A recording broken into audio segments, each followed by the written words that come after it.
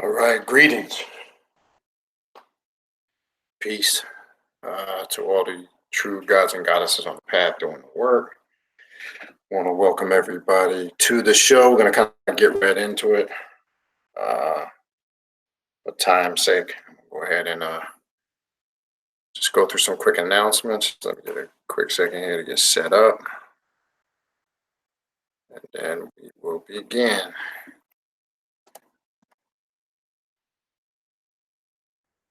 All right, 1 second.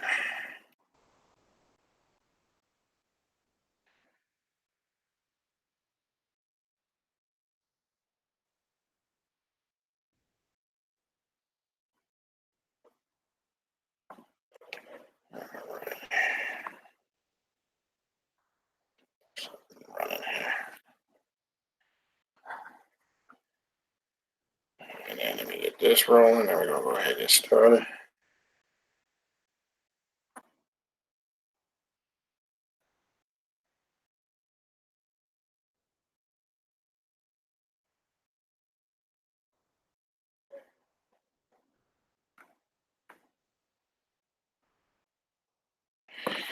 All right.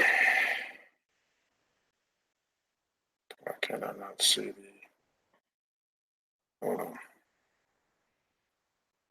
Do we have a chat room? Don't see the chat. Hold on. Why ain't that running?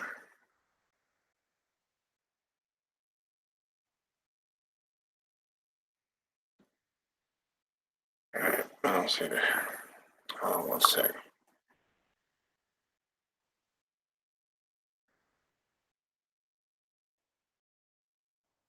See. Settings on this, something not right. People are not asking the right questions. They're not asking the right questions because they kind of think they already know the answer.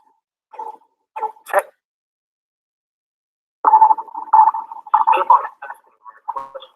They're not asking the right questions. Give me a second. I got to see if I turn it something not right. The chat ain't on. I think it's off.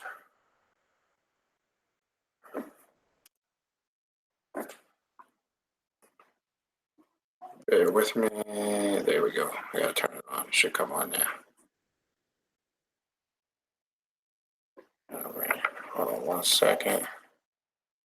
Go back out, come back in. There we go. All right, we got it up and running. It was off.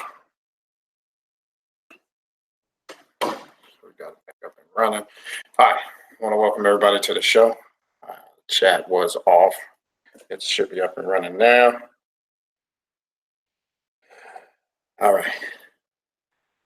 All right, so we're gonna go into it right after I go through some quick announcements.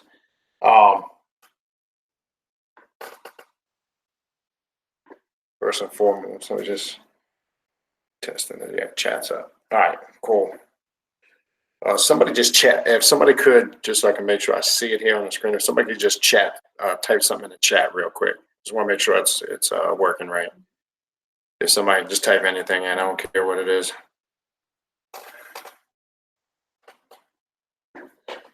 Anybody? I see there's people in here. Can somebody just type something in the chat?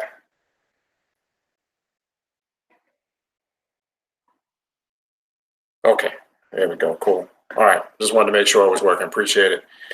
All right, so real quick, I'm gonna go through some couple quick announcements. Hold on. This other one. Just bear with me.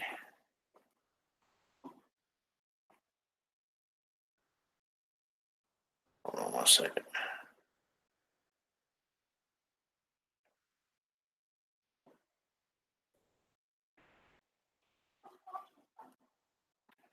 Hold on 1 sec.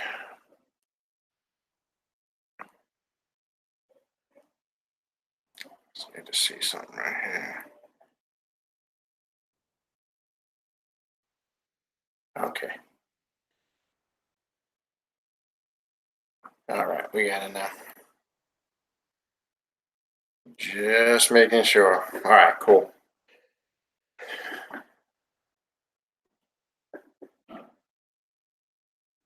This looks like there's two here. Something's wrong. Hold on. Oh, no, that's it right there. Hold on. Okay.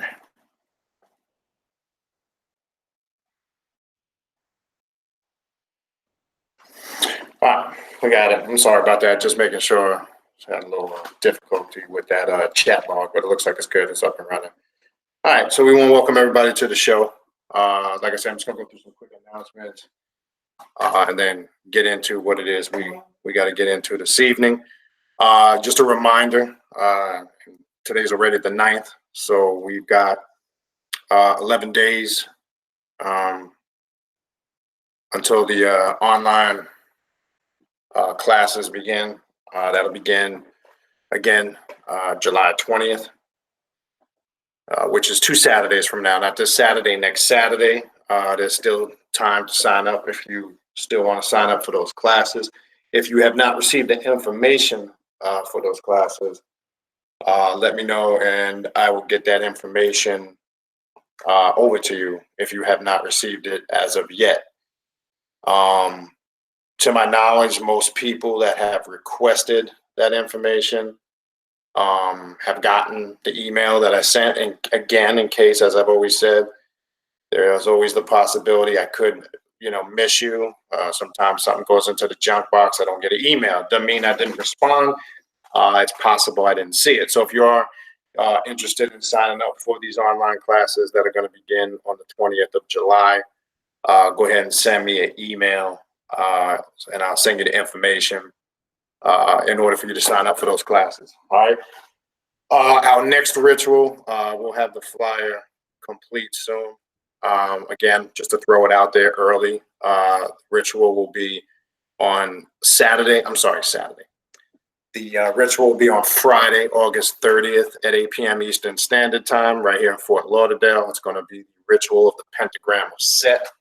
It's activating different frequencies and energies of Set. That's all I'm going to just tell you through the pentagram, and there's some other stuff involved in the working. That'll be August 30th.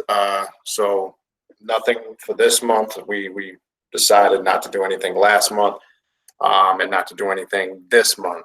But we will be back at it again. August 30th will be our next official working / ritual. If you would like to attend that ritual, yes, you do need to send me an email at the email you see in the description box, canoom19@gmail.com, to request an invite. And again, the reason for that is we want to make sure we're all on the same page. We want to make sure it's something that's in line with what you're doing. We're not interested in just building up a quantity or numbers of people. That's not the purpose of a group ritual working. We all need to be in one accord, like mind, like body. Even though we'll have different individual purposes in that working, but the frequency, the vibration, and the energy needs to stay on the right accord. So if you would like to come to that ritual on August 30th, shoot me an email. Also to put out there, as we've been putting out there every week, just to keep pumping it, the event in October, believe it or not, again, we're in July. It seems like we were, just talking about this not too long ago, and already July has creeped up on us, and August will be here before we know it. If you would like to come to that that event, it's going to be 3 days, October 25th to the 27th here in Fort Lauderdale. And that's going to be the journey of the Black Adept Conference number 2. All right.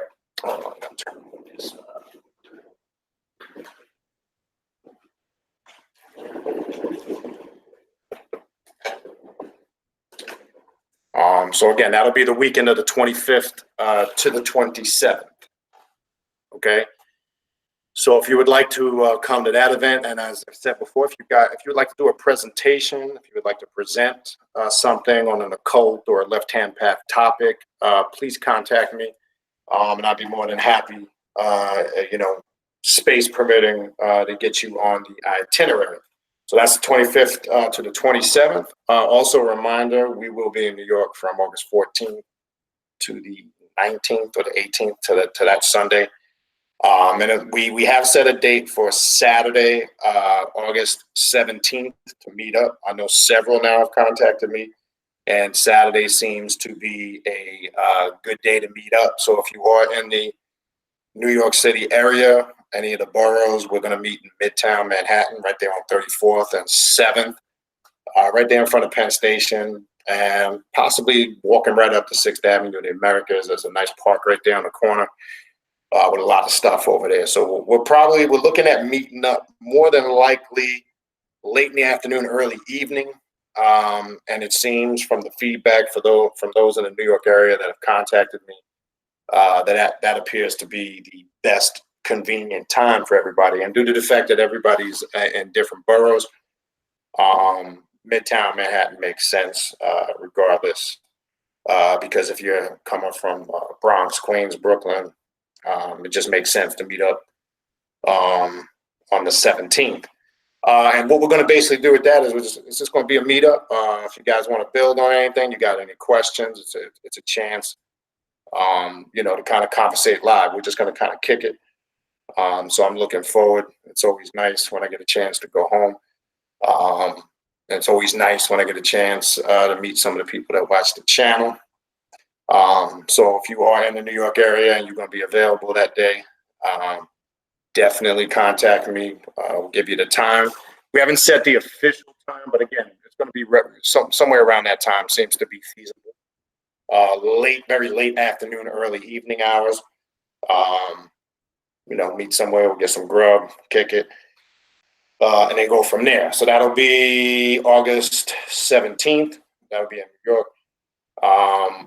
And then again, if you're interested in a reading or a consultation, again, contact me. Give me your days of availability. Also, be clear on the time zone you live in, and give me 2 days. I'm usually good at getting something booked within 2 to 3 days. It's a little busy right now. It'll slow down in the next 2 days a little bit. Then the weekends usually picks back up. But right now, I can pretty much get to everybody, within a 2-3 day period. So if you're interested, and specify which one, if you're interested in a consultation or a reading. What I am doing now, I got my little baby set here. It's a little miniature set. I'm gonna keep him right here. What I am doing now, which I have not done in the past, I'm kind of giving if you're requesting a reading, I'm kind of giving you the option. So I'm gonna put it out on video. If you want to do a reading with the Voodoo Loa or the voodoo deities, we can consult them. If you want to do a reading with the Orishi, we can do that. If you want to do a reading with the demons of the Qliphothic tree, we can consult via that, or just with the spirits in general. So I'm offering 4 different types of readings, and I'm giving you, the client, the option of picking which one you want to consult with. There are different energies, obviously, if you're on this path and you study, and they do hold different significance. Area of specialty I like to utilize, it's just my specialty, obviously, is working with the demonic realm and the Qliphothic tree, working with those entities and demons, because they usually come through, as I like to call it, raw dog. So those are your options. If you have a specification, or if you don't care, just say you want to read, then I just kind of go with my instinct what to use. That's how I've been doing it for years. But I figure I put it out there because I don't just do one particular type of reading. I work with all those different energies and archetypes, and I'm able to tap into them on whatever level need be for a client. So that's entirely up to you. Whatever if you have a preference specified, if you don't really care, then I'll just go with the flow like I've been doing for years. Okay, for all the aforementioned, feel free to hit me up at the email in the description box of the video cage, and um19@gmail.com. All right, so what I wanted to kind of get into tonight, I stumbled every now and then when I'm on Google and I stumble across these articles. I was looking at something. I stumbled across this article. It kind of piggybacks a little bit off of goes into a little, a bit different perspective, but from the last video well, a couple weeks ago, not the last video, a few weeks back, I think it was like 2 or 3 weeks ago, I did a video on using quantum mechanics to deal with your chaos. So there's something that connects to those quantum mechanics as I was doing a little research, and I stumbled across this article. And it's funny how it all kind of connects. And as I said a couple of weeks ago, when you're connected and you're on the right vibe and frequency, it just seems that things just naturally come. They tend to line up for you and in accord with what you're doing and the spiritual work that you're doing, which again, I've always said, that's confirmation. Learn to listen and see the signs of your personal messages, we might call it intuition or inner voice. When you get those signs and confirmation and things are lining up, don't negate that as something that is very minor. Because as I've said many times before, sometimes people are looking for some miraculous, cataclysmic, or intense experience to confirm something. And that's not always the case, because sometimes you get so distracted trying to force something to happen and you're not seeing what's going on right in front of your face. You're not paying attention to the stuff that's manifesting right in front of you. And sometimes we can be our own worst enemy in the sense that we spook ourselves out because we're looking for, some huge event of a great magnitude. And it doesn't always happen like that. That's not how this works. But it's nice when everything kind of lines up and you're doing something or you're doing work, and things just seem to fall right into place. So I stumbled across this article, Entangled Time, right? And then I'm going to go through it a little bit, some of the key points. And then I said, wow, this really connects to when you look at the concept of the Kabbalistic tree of the Kabbalah, the Sephiroth, and then you look at the Qliphothic tree, right? Which is, we know, the opposite, which is the world, the void, the darkness that existed before what we know, what the Kabbalistic tree or the Sephiroth represents. So I said to myself, this entangled time really, in essence, is connected when we look at it from this path, what we study, what we put into practice. They ain't gonna look at it like that from standard metaphysics. But I said, man, this is really kind of connecting to what we call the void, the darkness, and the demonic realm, right? This is what we really have to tap into, and it still kind of plays and piggybacks off that theme of breaking the concept of what we know as standard or linear or structured time, which is a huge downfall in a lot of people's growth. Because when you look at it based from the surface, most cultures, dogmas, religions, and philosophies are guided by some type of time structure. There's some construct that is within the framework of some construct of time. That's mistake one. The difference with this path is there is no construct of time that you can put this in a box and package up. Now, sometimes that's us as human beings because of our human frailties, our weaknesses, and how we've been programmed, which I've talked about many times before.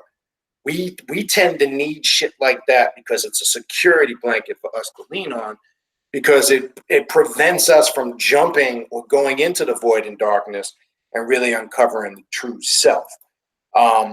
So one of the beautiful things about this path, it is not governed by that basic construct of time. And when we were talking about how we can go back and fix our chaos using quantum mechanics or quantum reality mechanics, you have that ability to do that, because time is, when we say time is, right, we don't understand it when we put a beginning and an ending on it. As I said, time is continually contracting and expanding out into the multiverses. It's a continued process. So what happened last year, yesterday, 20 minutes ago, continues. It just expands into the ethers, and one has the ability to actually tap and go to certain points in time. And that's what, when we were talking about the quantum reality and quantum mechanics, that's kind of what we were getting into. So I want to now get into this entangled time concept. What is it? So I'm going to give you the reference point. I found this article on Google 4 or 5 days ago. And when I came across it, All you gotta do is go on Google and Google it. I'll give you the title of the article, and feel free to go on there and Google it. All right, let me just pull it up. And again, it's right there on Google. If it just actually all you have to do is type in entangled time and it'll come right up. It should be one of the first two in the search engine because it's such a new article. It's actually, the article can be found at sciencealert.com. And again, it was published on July 6th. So if you go to sciencealert.com, you can pull it up there just so you can see the source. Or you can just go to your Google search engine and just type in entangled time. All right. So I'm gonna go through some of the key points, and then I'm gonna connect it to the Qliphothic tree, to the 11 aspects of the Qliphothic tree. I'm gonna briefly just go through what they represent and what entangled time is and how it connects, and why really in essence this represents or is an example of the demonic realm that we talk about on this path, right? So it says, in the summer of 1935, the physicists Albert Einstein and Erwin Schrödinger engaged in a rich, multifaceted, and sometimes fretful correspondence about the implication of the new theory of quantum mechanics, right? The focus of their worry was what Schrödinger later dubbed entanglement. Now, this is the basic definition of entanglement: the inability to describe two quantum systems or particles independently after they have interacted. All right. So again, two quantum systems or particles can't describe this independently after they have interacted. Keep that in mind. Until his death, Einstein remained convinced that entanglement showed how quantum mechanics was incomplete. Now, notice every time they uncover one theory, they think that's the answer, and then they uncover another theory, which leads into another theory, which leads into another theory, which leads into another theory, to show you that this is infinite. The mistake they're making is that whether they're consciously saying that or not, when you're trying to define this within parameters, you can't. That's why I used the example a few weeks back, the atom, right? Remember years back, go back, I don't know, 30, 40, 50 years, they used to teach in science that atoms were the smallest particles, right? And that became untrue. Then they said, no, wait a minute. The atoms can split into 4 additional parts. Quarks, that's what it is. Quarks are now the smallest particles. And they said, no, wait, that's not right. It's biads. Then they saw the quark split in half. Oh, no, it's not biads. The biads split. Now we got over 8 Zs or Zs, as some say. That's what it is. Then they said, nope. What I'm trying to show you is, this is what part of the example of this is what we call the spiritual or the demonic realm, or the void and the darkness, right? It has you can't measure it. That's number one. There's nothing to gauge it by. There's no time to kind of calculate its existence, because it just is, right? That's what the realm of void and darkness is, right? So this entangled time, when they're saying two particles interacting independently, or after they have interacted independently, there's an inability to describe this, right? So it goes beyond quantum mechanics was just one door they knocked on. So keep that in mind, all right? All right. Until his death, Einstein remained convinced that the entanglement showed how quantum mechanics was incomplete. Schrödinger thought that entanglement was the defining feature of the new physics, but this didn't mean that he accepted it lightly. I know, of course, how the hocus pocus works mathematically. He wrote to Einstein July 13th, 1935, but I do not like such a theory. Schrödinger's famous cat suspended, this is interesting. This is an actual experiment, which I found pretty interesting. Schrödinger's famous cat suspended between life and death first appeared in these letters, a byproduct of the struggle to articulate what bothered the pair. The problem is that entanglement violates how the world ought to work. So again, we see, like with quantum mechanics, you got to be careful when you see these articles, because they're lying to you and telling you the truth at the same time. And that's why I like to go through them. They're making a statement here, but not really explaining. They're saying, how should the world, or how does the world supposed to work? What they're really saying here is, it doesn't work according to their theory. See, they have an established model how they think things are supposed to work. And when they uncover things, and I say uncover because they've always been there, they don't discover shit. They claim they think they're discovering something new, but they're not. They just uncovering stuff that has always been there. Nothing has changed. There's nothing new. You always hear that saying in schools of mysticism, there's nothing new under, beneath, and beyond the sun. This stuff has always been here. But they make this slick statement. This is, you know, these go against the very concepts of how the world ought to work, according to whose theory? Who gave any individual the right to make a claim, or group of individuals, that this is the model how shit should operate and work, and if it doesn't according to this, then there's a problem? That's basically in a nutshell what they're saying, right? So as I said last time when we were going over quantum mechanics and quantum reality, when you're reading these science journals, and you can find a lot of good shit in these magazines, websites, if metaphysics and science is one of your areas of study, but always pay attention to the language and the tone of these articles. It's always, they throw shit in there very subliminal and slick. And it's done for a reason, because at the same time, they're trying to enforce their ideology on you. You have to pay attention to that, all right? So that for one, says how. So here's their backing up of how the world ought to work. Information can travel faster than the speed of light, for one. We know this, consciousness. That's why consciousness, it never dies, right? The question has been asked before: does your consciousness continue to live on after you physically give up your last breath and you start making that transition from a physical being into a energy etheric being, or the soul as it continues to live on, or the vital life cord being, as they teach in the Rosicrucian order? We know the soul continues to live on, and with that soul is what your soul is, what embodies your consciousness. So this is why they're making a statement here that knowledge travels faster than the speed of light. Think about that for a minute.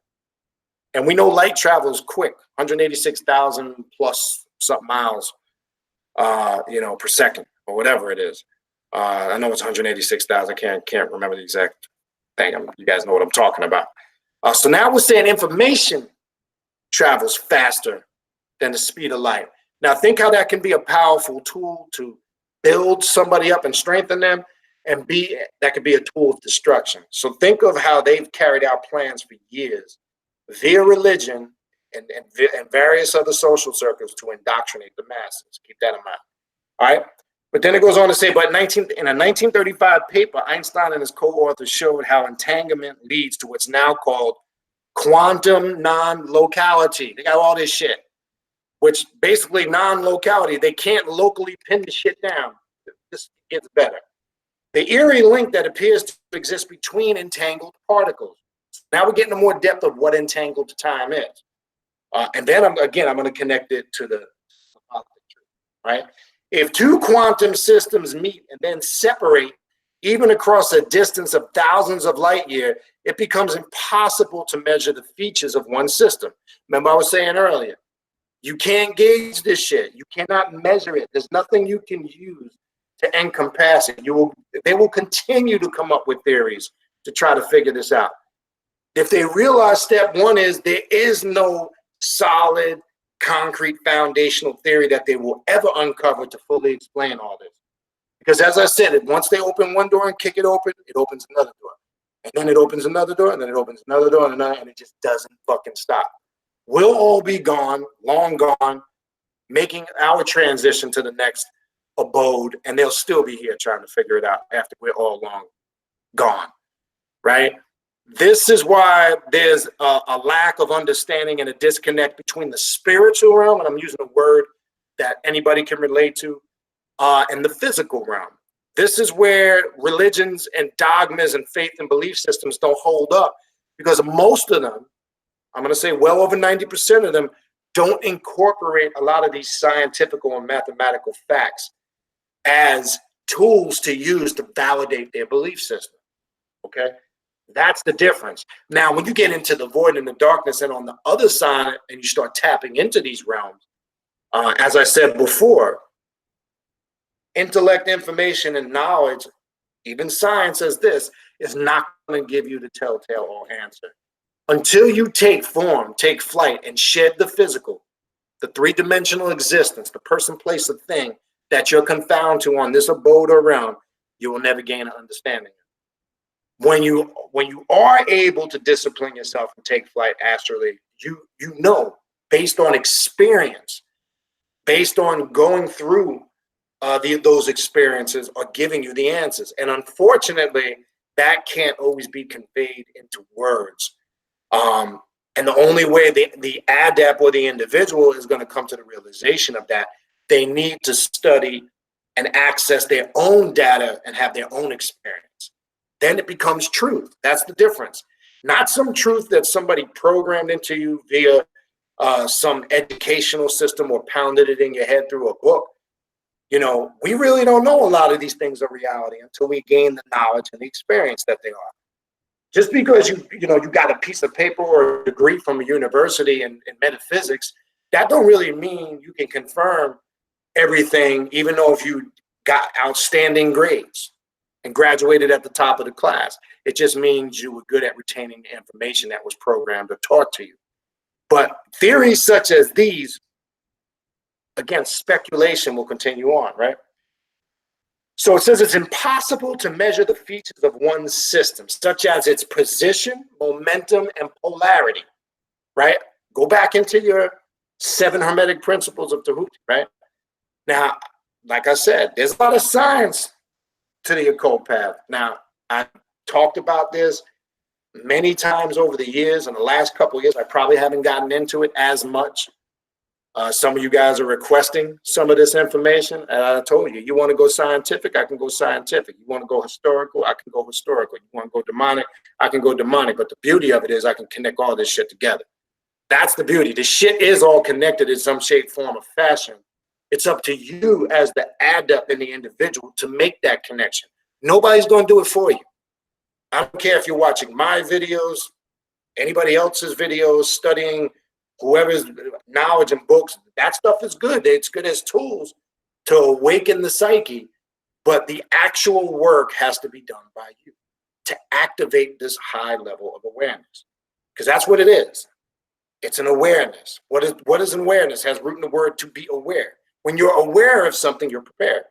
When you have no awareness or understanding, you're completely in a state of ignorance because you are ignoring, right? Ignorance has root in the word to ignore. When you ignore something, you don't pay attention to it. Problem with a lot of us is we don't pay attention to a lot of shit. That's why I said in the beginning of the video, be conscious of when you're seeing signs and things are lining up, things are flowing. Sometimes we don't pay attention to that because we're looking for some great cataclysmic, deep, intense, we want to have some fucking dreams and some beings and shit visit us to get confirmation of what we're doing on this path. That's not how it works all the time.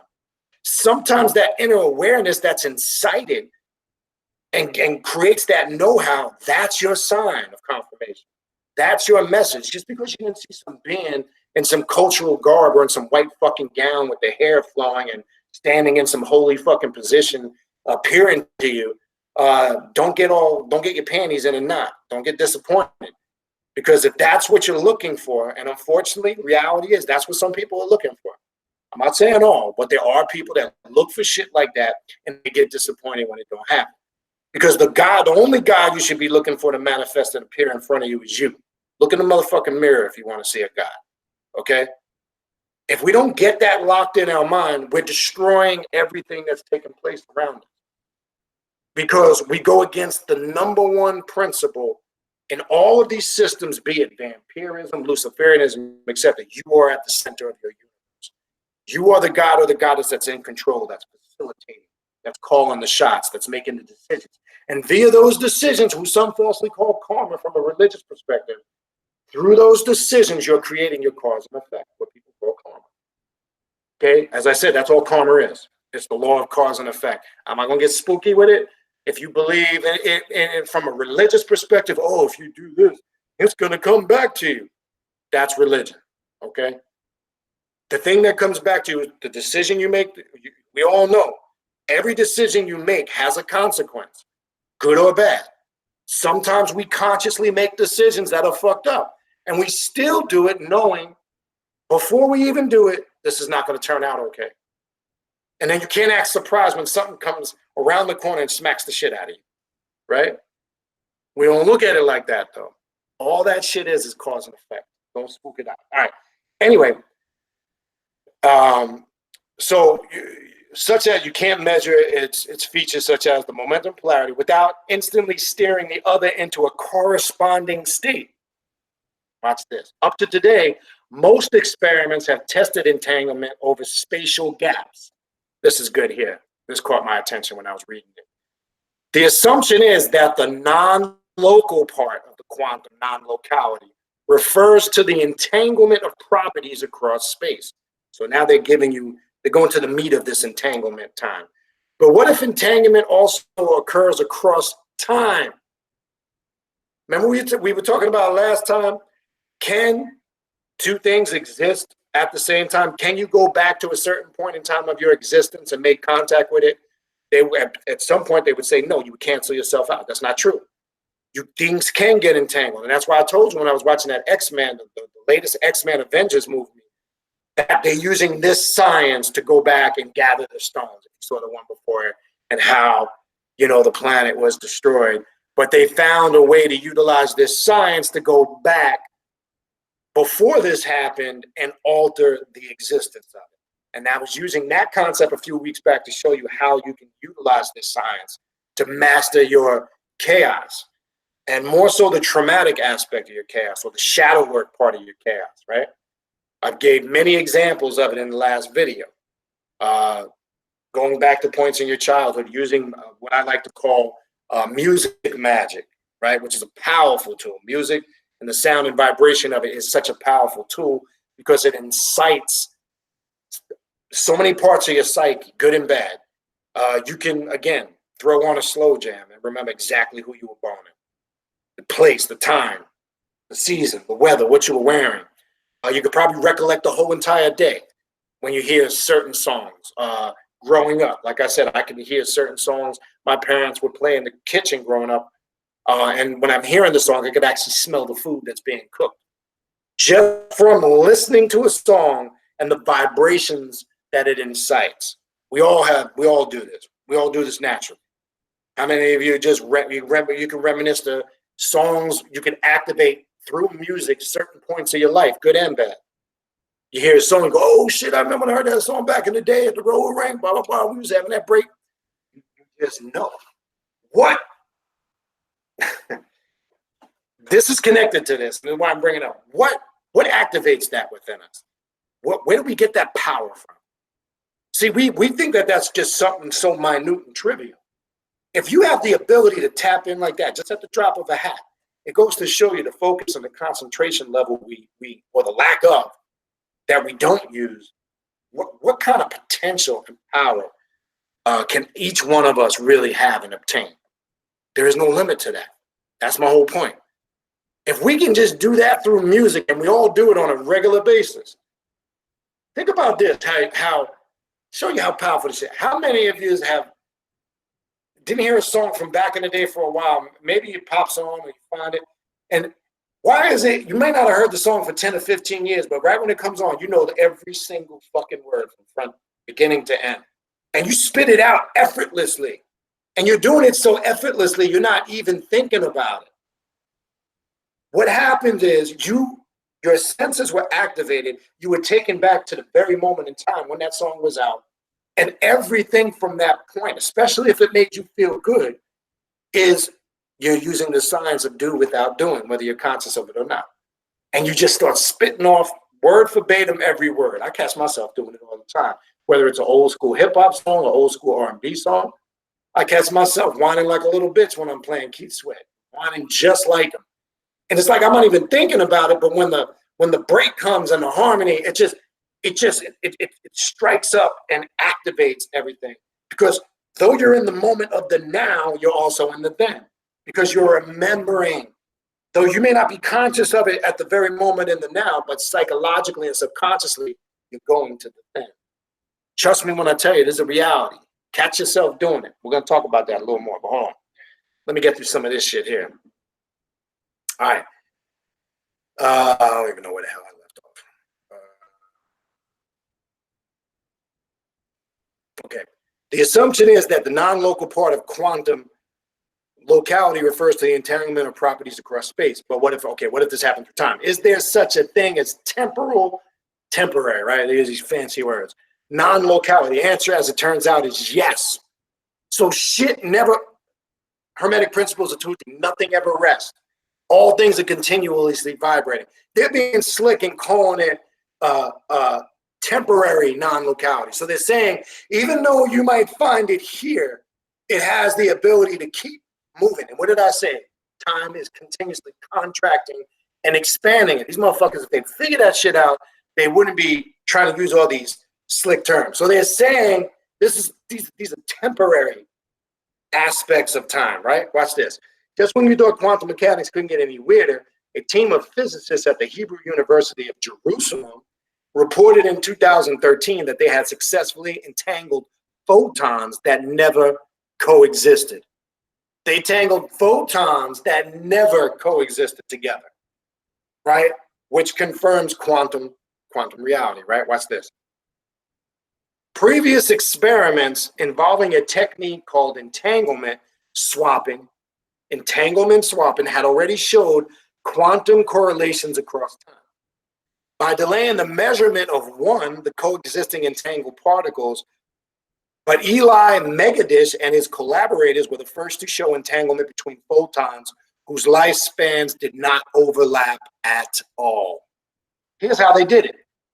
First, they created an entangled pair of photons. Now, actually, when you get time, watch it. If you pull up the article, you'll see the map and the diagram. For the sake of time, read the experiment yourself. It's a bit long. I'm going to skip it.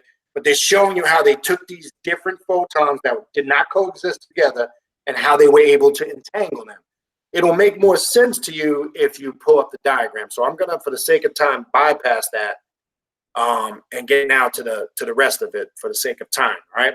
The upshot, the data revealed the existence. Here was their result. This is what came of the experiment. The data revealed the existence of quantum correlations between temporally non-local photons. That is, entanglement can occur across two quantum systems that never coexisted. We're living in a time now, right? So they're saying, right, we talk about multiverses. So what we're calculating that's vibrating on this frequency and rhythm has the ability to connect with a whole nother entity, whether you want to call it a planet, whatever the fuck you want to call it. They found out that this is a possibility, right? What does this really mean? Is the structure of our solar system really the way they presented it to us? Is that really how it operates? They would have to now go back and evaluate that and say, no. There's a lot of gaps. There's a lot of shit that they're missing. There's a lot of dots that they're not connected, right? So there's a lot of mis-scientific information that has been presented to us, right? All right, so then it goes on to say, what on earth can this mean? Prima facie, or facie.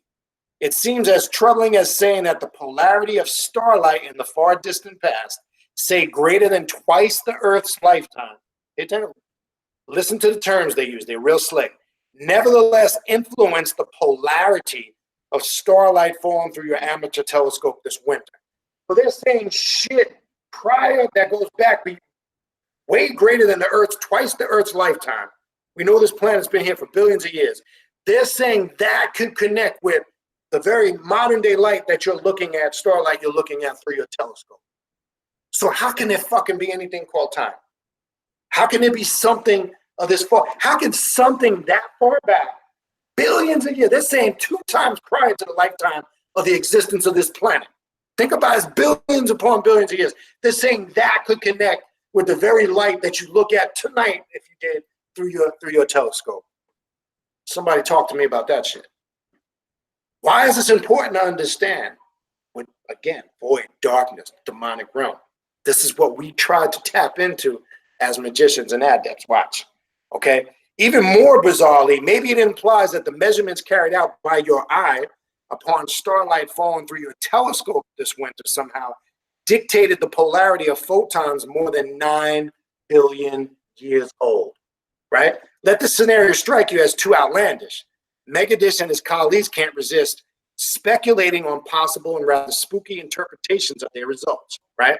Perhaps the measurement of photon 1's polarization at step 2 somehow steers the future polarization of 4. Again, you need to see the diagram. So now they're going to show you how they matched it up. I'm not going to get into that because you can't see it. Pull up the article. So for the sake of time, I'm going to skip down and finish. In developing his theory of special relativity, Einstein deposed the concept of simultaneity from its Newtonian pedestal. As a consequence, simultaneity went from being an absolute property to being a relative one. Okay?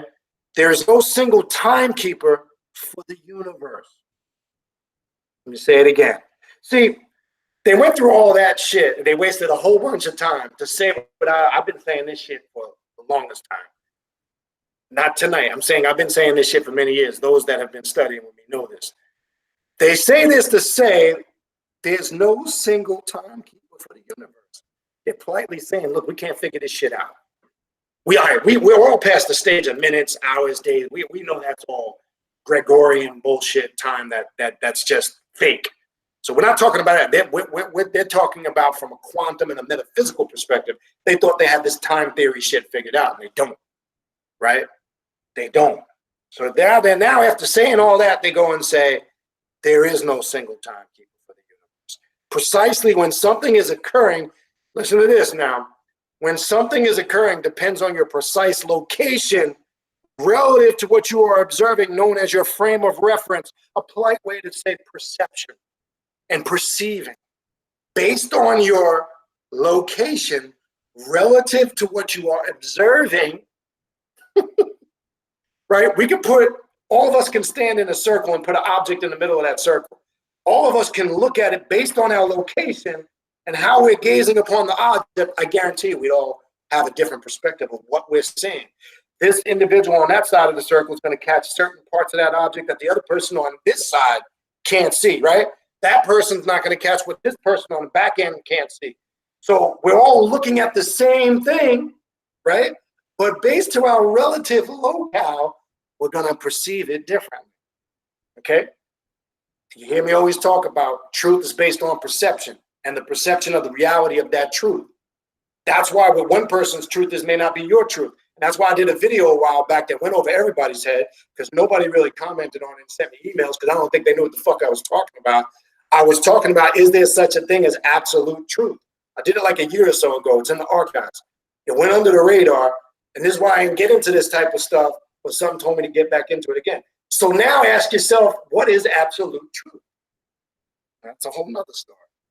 Just saying, giving you something to think about, all right?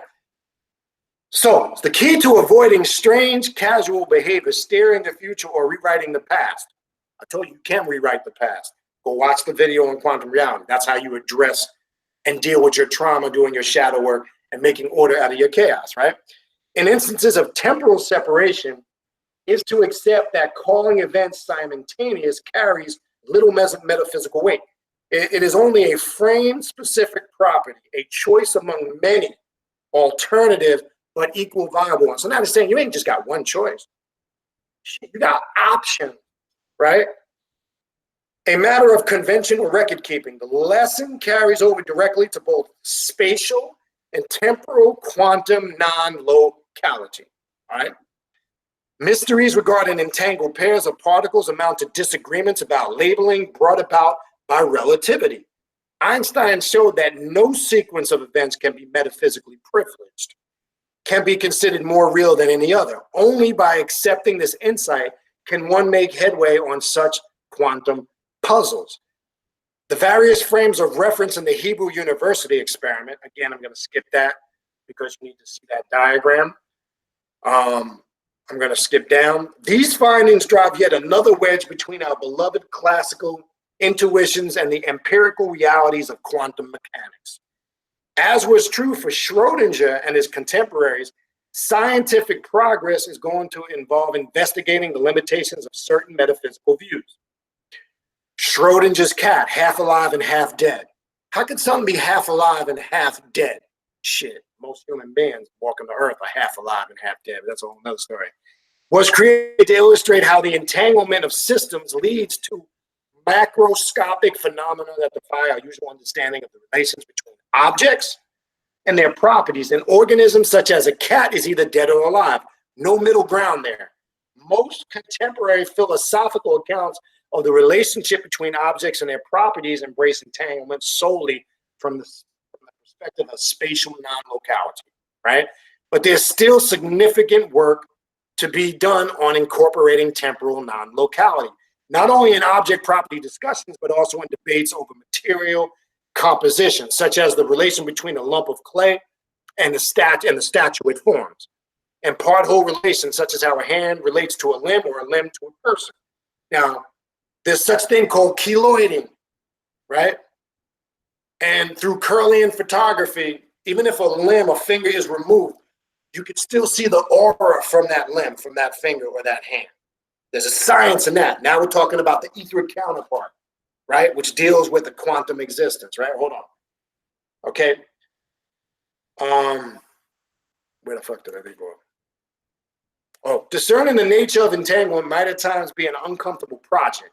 It's not clear what substantive metaphysics might emerge from scrutiny of fascinating new research by the likes of Megadish and other physicists.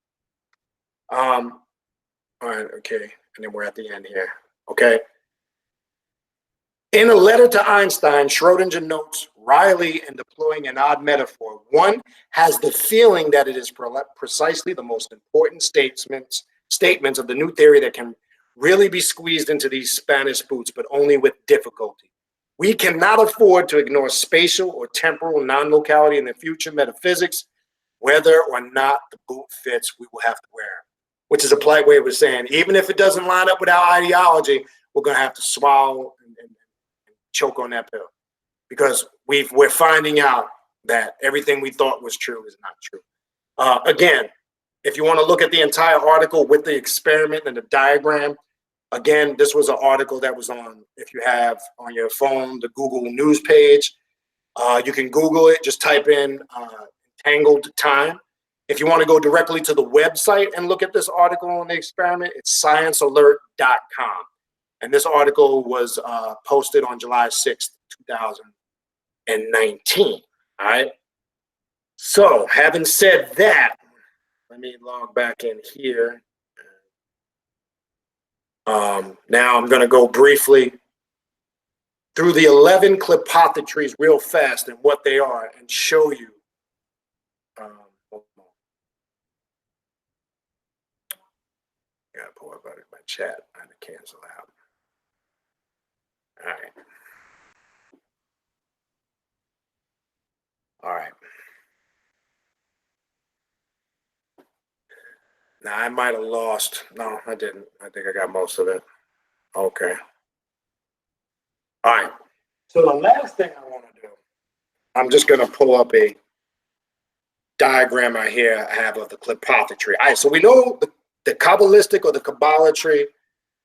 We know the 11 Sephiroth deal more with, the mystical, the alchemy, or the Hebrew mystical aspect of creation, the God concept, our relation to this existence.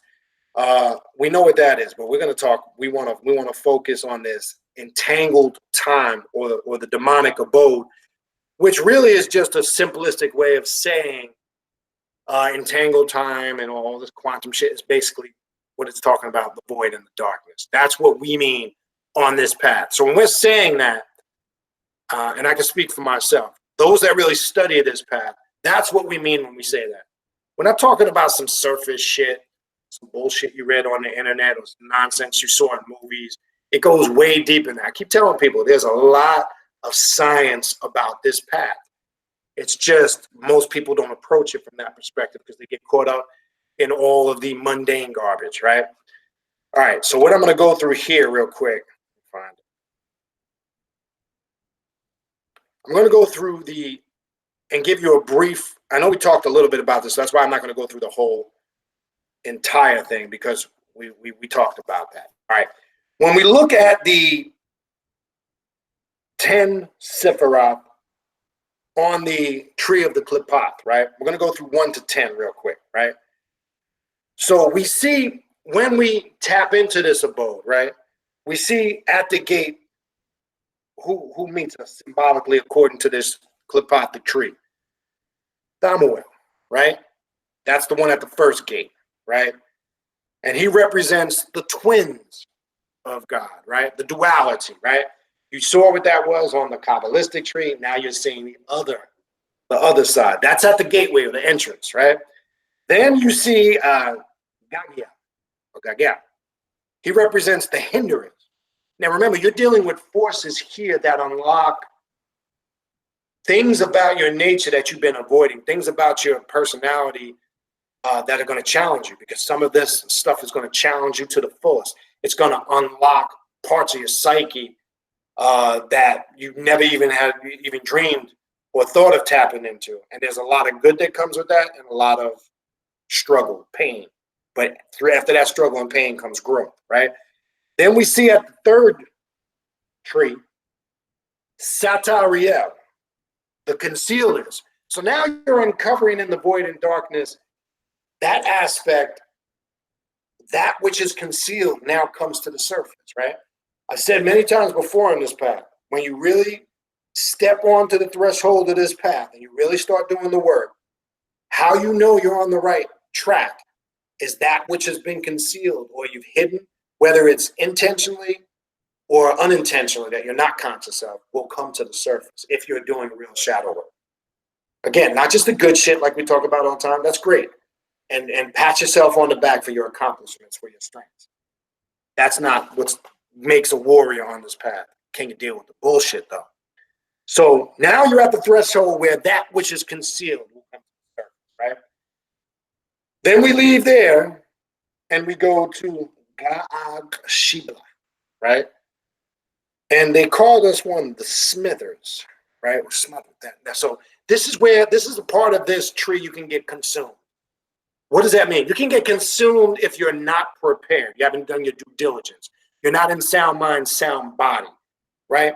So when we say the dangers of working on this path, look, it's not saying it from a spooky point to create fear. We're talking from psychological and mental perspectives. I know, believe me, I know everybody would like to think they're 100% prepared for it. Trust me, I hear it all the time. It's great. You can say it. You can spit it out of your mouth. I would reserve that till you actually go through it and experience it, okay? It doesn't mean fear it. You should be concerned and alarmed if you're not prepared. Point blank.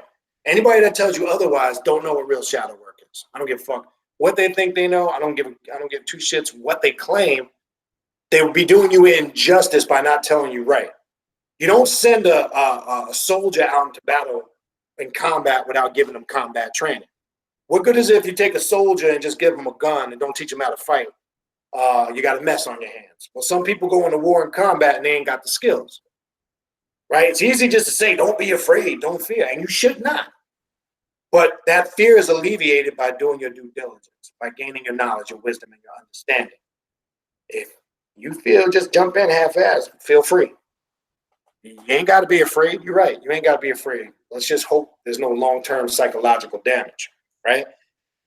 All right. The fifth tree, Golakab, the flaming one. So now we reach a point going through this tree where now we're starting to tap in the portholes of the gateway of intellect, knowledge, of light, right? But you can't even get to that bridge until you go through the four aforementioned. What I'm talking about, what they symbolically represent. I'm talking now about Azazel's journey, right?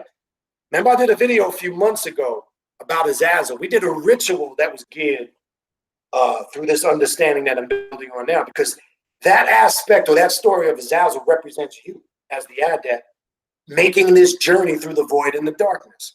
So now, knowing though, but again, back up for a minute, knowing that you will be faced with trials, tribulations, obstacles, challenges. So you're willingly and knowingly going into this knowing that is going to happen. That's what I mean when it's about being prepared.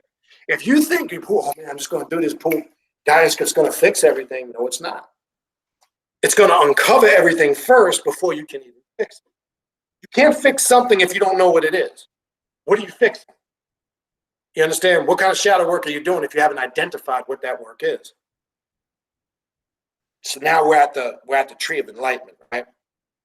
Then we leave that and go to what they say symbolically the sixth Qliphothic tree, Girion. And they term that or label it the tree of the disputers. Now you're going to be faced with challenges, questioning everything, reevaluating everything. You might even start to doubt yourself. This is where a lot of these demonic beings can now put challenges and obstacles to kind of, in a sense, to see if there's some self-worth there. Remember, when you're working, for an example, with Lilith, especially Heket, I don't know how you want to pronounce it, and we know her to be the goddess, symbolically represents the ruler of heaven and hell simultaneously. So she rules the Kabbalistic realm and she rules the Qliphothic realm, right? And you must approach her with the utmost due diligence. You fuck up on that level, when you start activating that Heket energy, that's going to fuck you up, trust me.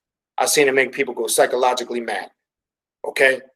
Yeah, you can spit off of the mouth. Oh, yeah, I'm so dark and dreary and I'm ready for it. Sure, I'm sure you are. If you really tap into, like I said, anybody that's doing real shadow work, if they're not telling you about any obstacles and struggles that they dominated and overcame, then they're not doing shadow work. If anybody claims that they don't have no challenges, they ain't got no shit about them they need to fix, I don't know what path they're on, but they ain't on this path. I don't give a fuck who they are. What they basically done is tapped into something to captivate their imagination, which is great, but it ain't this path. It's something else, and that's their reality. Because so a man thinketh he is, so a woman thinketh she is, no doubt. But I'm speaking on this path. And I always bring that up with Kali for an example. And even Lilith. You always hear females say, oh, Lilith, the goddess, this and that. She's so sexual, blah, blah, blah. I'm gonna shut the fuck up. Okay? I don't ever hear nobody coming back saying, man, I did some shit with Kali. Man, it turned my whole, my professional life upside down. It made me reevaluate my relationships. I started realizing the motherfucker that was sleeping next to me in the bed, I couldn't stand him. I don't hear shit like that. And as I said before in past videos, if you're not unlocking that type of stuff, you ain't doing no shadow work. You just created your own fantasy about it. And that's cool. Stay there in a space cadet world. That's cool. That's your reality. And hey, I ain't gonna take that away from anybody. But if you're grounded on this path, that's when I know. When somebody tell me, yeah, man, I did some work with Lilith, man, outside of the sexual stuff, which is there, I say, man, okay, this person, yeah.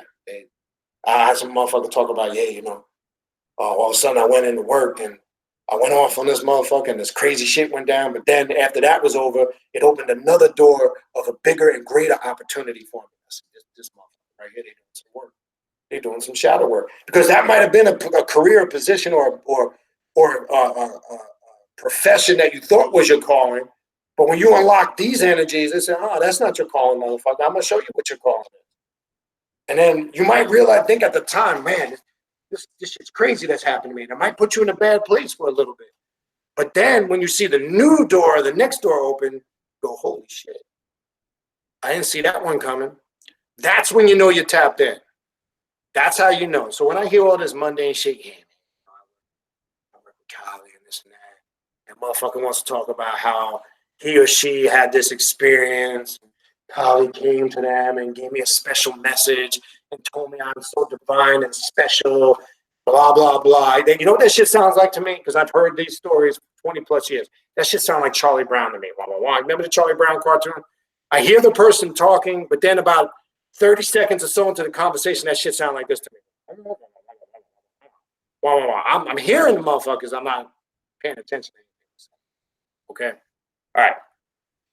Then we leave that and go to the seventh, Arab Zadok. And I find this right, Zarak or Arazak, right, is the Arabic word for provider. Arazaku, which is one of the 99 attributes of Allah when you study Islam or Sufism. And I always found this Qliphothic tree, and they call it ravens of dispersion, which is provisions, providing. And it's funny how Arabic got incorporated in here. I always wondered that when I studied this Qliphothic tree, because I have studied Arabic to an extent, especially at the time when I was, heavily into Islam back in the late 80s, early 90s. So when I saw this, Arab Zara, and they describe it as the ravens of dispersion, to disperse things, provisions, to provide, right? So now you're tapping in. Now you approach where you're now getting the tools, the things you needed. You're accessing part of this energy where things are now, you know, to be provided in a sense, not from some mystical spooky force, but you've tapped into a whole higher level of awareness of how you are able to provide things that you need. This is what the demonic realm is about. This is what this shit is about, right? Then it leads from that and goes, now guess who you encounter? Qliphothic tree, Samael / Lucifer. So now you've just arrived at the throne of Samael or Lucifer, right? Right? And we know who's on the last one, but I'm going to tell you, because remember, we're in darkness, but we haven't made the void yet, right? We're in that darkness, we're in that chaos, but we haven't been guided to the void. We know who's going to do that. Watch. So now we approach the tree or the gate of Lucifer / Samael. That's whatever title you want to use for the adversary, right? And that represents on this tree. Samael means poison nose of God. El, actually, El from El Elo, Elohim. It actually means poison nose of El, which is the term they use. El is a definite article in Hebrew or Arabic. So when you say El Elo in Hebrew, you're saying the source.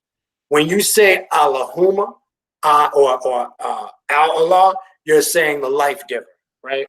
Al in Arabic is a definite article, and E-L-L in Hebrew is a definite article. And essentially, it's the same thing. When you look in the Bible in Matthew 27, verse 46, that quote where Jesus is on the cross, they're using a poor translation of the Creator's name. They say, Eli, Eli, right? Lama sabachthani, God, why have thou forsaken me? They're using the word Eli for God. They have the definite article there, but it's a very poor translation. But anyway, why is that title Poison Nose God? Poisoning all those false, corrupt, indoctrinated ways that have been presented to us through religion. That's on the other side of the tree. So only then when you approach the eye or the gate of Lucifer, have you now encountered real knowledge, wisdom, and awareness. So when it says poison those of God, we're talking about the illusionary, the fake, or the false God. All those religious and God concepts that were programmed and forced onto us for years upon years. Only now by going and working your way through the tree, working with these energies, you have now approached true knowledge, intellect, right? It's not over. Now your ass is going to be tested. Because the ninth tree represents, as we know, Gamaliel, but they title this one the obscene ones, right? Something obscene. So this is where you really start encountering some weird, bizarre, outlandish shit. Everything you thought was truth is tested at this point. Everything you thought was a reality is put into question. Shit you might have been doing for years, you're going to start second guessing and saying, maybe this isn't right. Everything is brought to the surface. Even things that might be very disturbing to you, things you might have been avoiding for long periods of time, whether you're conscious of it and unconscious of it, which only leads you to now the opening to the void, who guides you through that void. Now we approach Lilith, queen of the night, right? She's on the 10th. We know the 11th is that gateway into the void. And as I mentioned in a video I did a couple months ago, Lilith is the one that creates and incites that quest, that lust, not just for sexual energy. She uses the sexual energy for that to an extent, but that quest for knowledge, wisdom, and understanding. She is the one that grabs you, and we're talking symbolically, but I'm using the literal term so you can rest, grabs you by the hand and guides you through the void. Queen of the night. Okay, guys, now I'm not going to get into that tonight, but now we start encountering a whole nother level of awareness, consciousness, existence, whatever you want to call it, which you can't really experience confound by person, place, or thing, confound to three-dimensional way of thinking, a three-dimensional existence. At this point, one must take flight and go into a quantum existence or beyond to really have a thorough understanding. I'd be doing a disservice if I even try to put that shit into words. It wouldn't even make sense. All right? This is the goal of work. This is why you work with the Qliphothic tree. This is why you work with the demonic abode, to get the hidden mysteries of existence, of life, of birth, of death, of knowledge. That's why we're on this path, right? Knowledge of self. What was the video I did last week? Knowledge of self, right, is the key. All of this is done for the sole reason only of getting that true knowledge, that true wisdom, and that true understanding. You ain't going to get it Hotepin. You ain't going to get it Alafia in. You ain't going to get it Buddha in. You ain't going to get it being a Christian, a Muslim, or a Jew. And no disrespect. If that's your thing, power to you. If you're content with it, power to you again. But I know I'm not. And I know there's a lot of us that are not. Okay? So I'm going to go through the chat. I hope now you kind of see, again, if you missed that video I did about a year or so ago, you know, is there such a thing as pure undiluted truth? Go watch it. I was talking about some of this stuff a little while back. I just didn't really get the feedback or the response. So I said, all right, let me put this on pause for a little bit. So now I said, let me start again, round this up a few months ago by talking about the Qliphothic. Maybe for some, I'm not saying, I'm sure there's plenty of you that are up on it, plenty of you that are prepared for it, but you got to remember, when you're doing a presentation like this and you're dealing with a wide range of people, everybody's on a different, you know, path. They're at a different point in their journey on this path. Just because you might be there and be like, yeah, I'm up on this, let's keep it. There's somebody that's not. We have to kind of keep that, you know, in mind to an extent. I'm not saying the show stops for one person, no, but we have to at least present the opportunity for an individual to keep pace and raise themselves up to that level. There's an old saying in the Shriner, or, you know, in Masonry and Shrinerdom, you must keep pace with the sun, because if the sun passes you, as you're crossing the hot desert, you must keep pace with the sun, because once the sun gets in front of you, it will burn you up and devour you. That's a symbolic term. For those that travel, you know what I'm talking about. If you've gone through a Masonic lodge and then you've crossed the hot desert into the shrine, you know what that means. A real Shriner, a real mystic is always trying to keep pace with the sun. We never want the sun to get in front of us. We want to keep pace with it. Because once the sun gets in front of us, it's going to devour us, eat us up, and annihilate and destroy us. That's symbolic, because we know, one thing we know for sure, if that sun ceases to shine in that sky, we know the sun doesn't rise. We know the earth turns on its axis. We're just in shadow hours now. We know the sun's still in there, but as the earth turns on its axis, the sun's on the other side of the planet. So I want to make that clear before I say rises and sets, because I'm talking about symbolically, right? We know if that sun does not appear in the sky, life would see that sun. You need sunlight for vegetation to grow. We need sunlight as humans to exist. If that sun ceases to exist or shine, life ceases to exist on the planet. Right? That's why the Egyptians upheld the sun, and there were sun deities, you know, Ra. There were sun triads, because they looked at the sun as a primal source of creation. Not like these ignorant religious fools. Oh, they were pagans and they were animal worshippers and stuff. No, the animal masks that they wore were representative of their nature, their personality. Ra, the ram, right? The ram, we know, is an animal that takes no bullshit, right? And that's why the sun god was always upheld in a high standard, right? And those that travel, if you're a Mason and you've gone travel, you're a shrine and you cross the hot desert, we know what that means. That's one of the first, I used to meditate on that principle years back. Do not let the sun get in front of you. Keep pace with the sun. It's a symbolic term, but utilize that to know when you're out of whack. And that used to be a phrase and a saying amongst us. You understand? So this is what this is talking about. Okay? All right. I'm going to go through the chat. Stay on for about another half an hour, 40 minutes. I hope you guys got some questions on this. I really do. Because there's a lot of stuff. Now, I'm going to go to the top of the chat, okay? I'm going to go to the top of the chat. So if you just recently typed a question in, be patient. Again, peace and greetings to everybody. Again, why we got everybody here? Again, just a reminder, no ritual for this month. We will have a ritual on August 30th. It's the pentagram of Set, which gets into a whole bunch of stuff. If you are interested in that ritual, which is Friday, 8 o'clock, August 30th, next month, we'll be back at it hardcore. Going back in. Send me an email for an invite. And again, for those in the New York area, there wasn't as many people on when I said this earlier. We will be in New York on the week of August 13th to the 18th. And on August 17th, which is that Saturday, we are going to have a meet up, greet up in Midtown Manhattan. Already about 4 or 5 of you have contacted me and are going to attend. If you are in the New York area and you would like to meet up with myself and others, send me an email, and I will make sure I get you the exact time. We're looking to do it sometime late afternoon, early evening,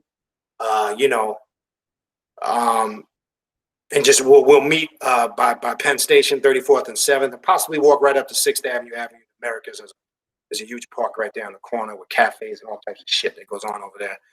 Midtown seems to be the logical point to meet, since everybody that's in the New York area, some are in the Bronx, some are in Queens, Long Island, Brooklyn, Manhattan. So Midtown, which is the middle of the boroughs, would be a good place to meet. So if you are in the New York area and you want to link up with us on the 17th, hit us up. All right. And then we got the event in October, the 3-day event, October 25th to the 27th here in Fort Lauderdale. Journey of the Black Adept Conference 2. If you would like to attend to that, shoot me an email also. And if you want to present at that event, if you got a presentation you would like to do on a left-hand path topic or an occult topic, contact me. And if we have space permitting left on the itinerary, we'll get you on it. Same thing, readings or consultations.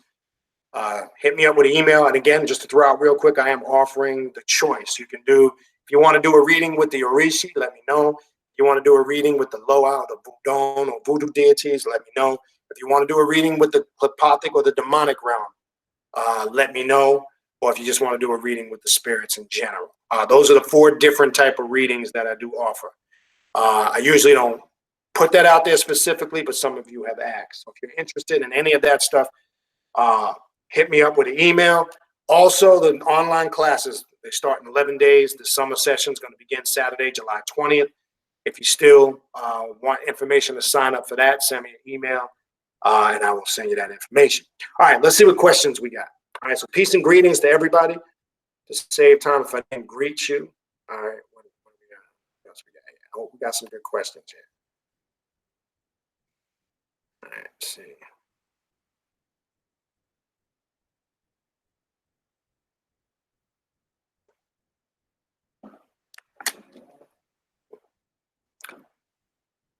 Yeah, I'm gonna real quick on something Raven typed in when I was talking about. I mentioned it twice about the signs. When you're doing work and you're getting confirmation when things are lining up, or you get that inner awareness, or sometimes you're just simply reading a book and you go, "Damn!" Something just clicks. You go, "Damn, that's what that is." Or you're doing some work and out of the blue, some clear thought just hits you smack upside the head. Don't negate those things as being minute or small. That's confirmation that what the work you're doing is in line. That's confirmation you're getting that communication. Just because you didn't hear a voice per se sometimes, or you didn't see something physical or a visual. See, sometimes we're looking for something tangible and we don't get it, and we think we're not doing the work or we're not getting the results. Sometimes when those things are happening, that awareness, and as I just described, that is a message in itself, but we don't pay attention to that because we're looking only for the tangibles, and I see that get people messed up. So pay attention to that stuff. Yeah, John typed in earlier. Greetings. What is faster than the speed of light? I think the gravitational force of a black hole. Yes, they have said that in science, but again, remember, everything can be reevaluated. We're saying that based on what we've measured and the data that we've collected. But as time goes on, other theories are being uncovered from other theories and theories and so forth and so on. Space-time continuum, black holes, right? We know these also are representative of portholes or openings to other dimensions, right? Or other realms, which lead to other portholes and dimensions in other realms, which will lead to other portholes and dimensions. And it goes on and on and on and on. So remember, we're gauging these things of what we as humans can gather, collect, and experiment from. But it does not mean they're not open to change, as that article was describing, right? They're founding that nothing is clear, free of being scrutinized or changed. That's what they were basically saying in a nutshell. You know? All right, what else we got?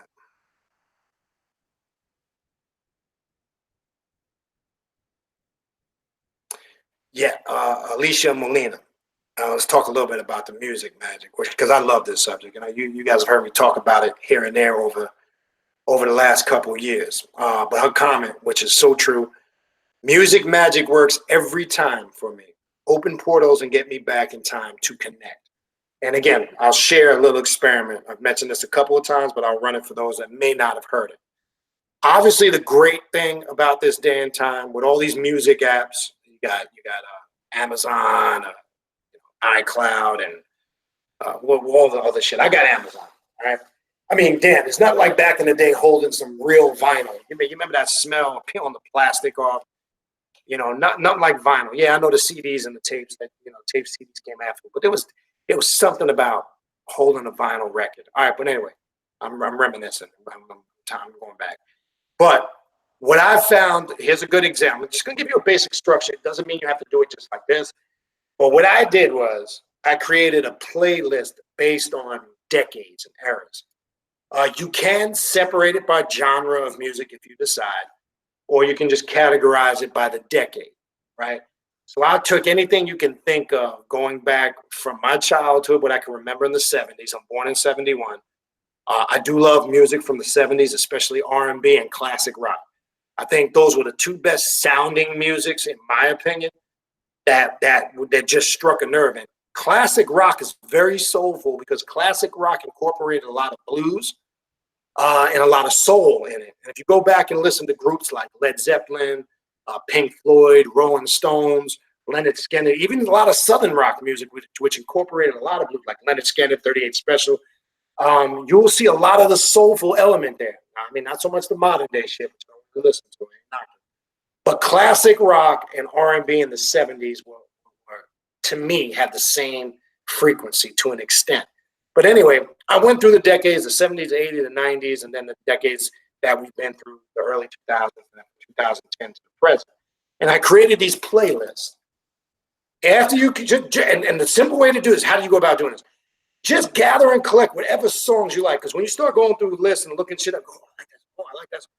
Just categorize them. But the only thing you need to do as you're collecting these songs, just categorize them by decades. Trust me, I'll tell you. Then the experiment that you want to do, start from the beginning and go through a certain, whether you want to do a certain period, you might have them categorized from 80 to this year, or maybe you want to go 80 to 89, whatever. Start. It's like playing a whole movie of your life over. Start with the beginning, the 80s or the 70s or whatever you was born, and play the music. As simple as just sitting there. I find it effective if you get a good headset and just sit there in a comfortable position, relax. There's not much you have to do in this ritual. Just sit back, relax, and close your eyes and let your mind take you to wherever it's going to take you. You will find out, you will go through so many childhood memories. It will also bring up, there's some stuff that'll come up. It'll connect you to maybe times where you got into fights in school, arguments with people. It's going to connect you with all of that. And take notes of the good and the bad. And by doing this too, there's a level to shadow work in this. You are uncovering some things about yourself you need to address. And you are tapping into the positive and the things that are your strengths. What you're also doing is healing yourself, whether you're conscious of it or not. Scientists, there's many articles you can pull up on this. Scientists have said when you get older, if you listen to the music of your generation, it literally regenerates your cells and it keeps you young. But the reverse can happen. If you're listening to music, like I'll be honest with you, I listen to the newest shit now. I listen to some new shit, more so R&B because it's more neutral. Even R&B, R&B thugs. Like I love Chris Brown. Chris Brown is my favorite modern day R&B singer.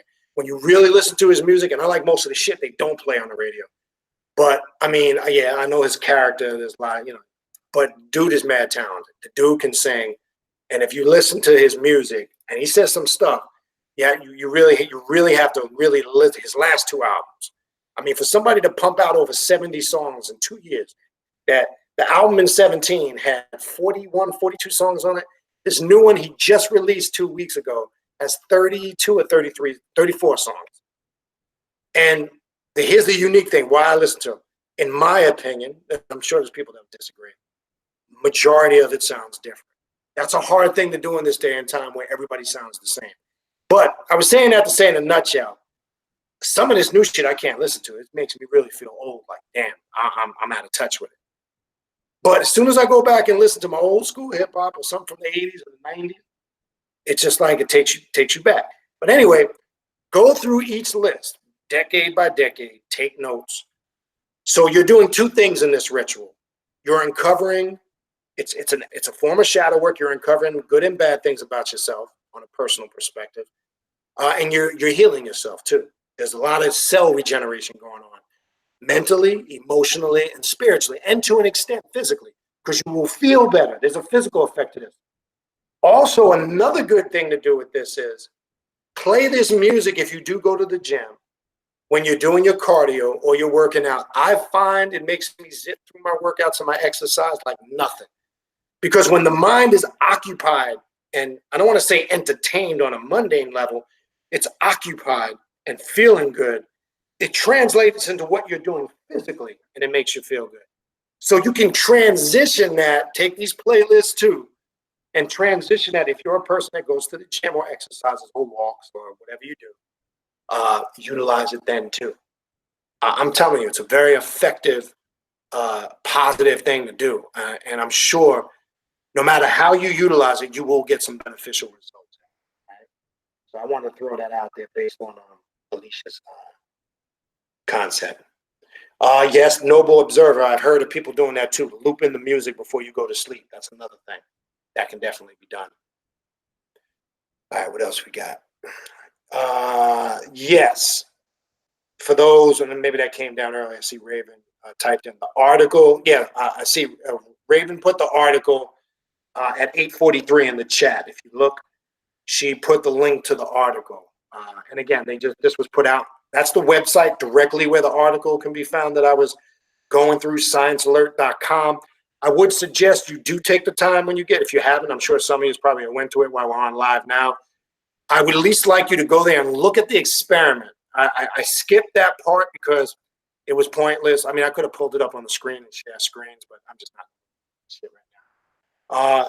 You got the link right there. Again, if you just came in 8:43 p.m., go to that time frame, and you'll see the direct link to the article that I was going through. Oh shit, Cinnamon and Sage, Club Nouveau. Man, see, now you're taking me back to the 80s. Now I remember that song. The Cabbage Patch, you know? Remember the Cabbage Patch, the Alf, the WAP, right? These were popular dances in the 80s. Yeah, the apartment party. We used to have a lot of basement parties, you know.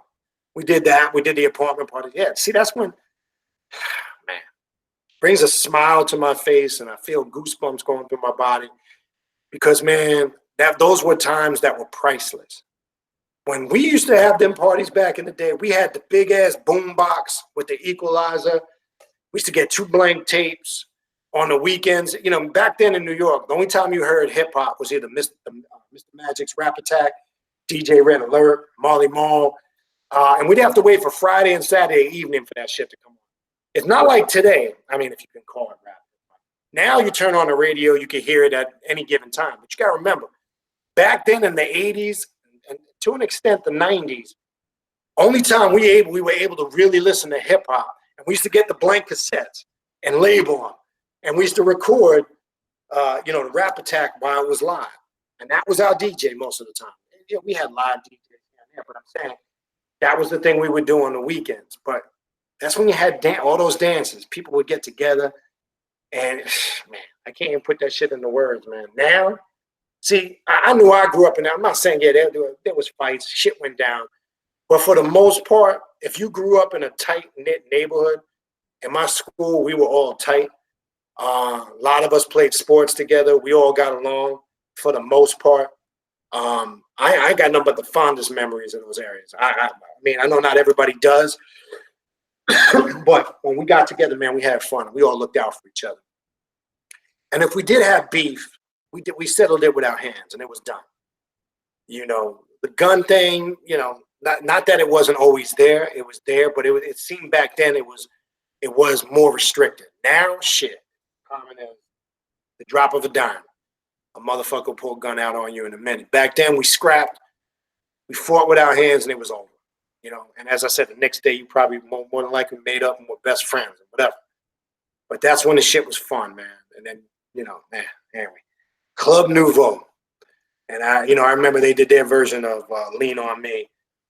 I didn't really have too many hits. They had that one album, but that shit was a smash success. They had their spin on it. But that's what I'm saying, man. See, it confirms the power of music. And as I just saw the group typed in from Cinnamon and Sage, I'm talking, but at the same time as I'm talking, I'm going back and remembering. And I remember I bought the 45 of that single. Remember back then they used to sell 45 vinyls? Remember that? You had the 33s. But remember you could buy the singles and they were like $2, like $1 something. If you didn't want to buy the whole album back then, you could buy, they had 12 inches. And the DJs would buy the 12 inches because they wanted to mix and scratch. But when you had a record player, I'm dating myself. My son, he don't even know what the fuck a record player. Remember, you could line up a bunch of 45s. One would play, boop, shit would drop. And then when it was done, the needle would come off, boop, next one would drop. We had record players back then.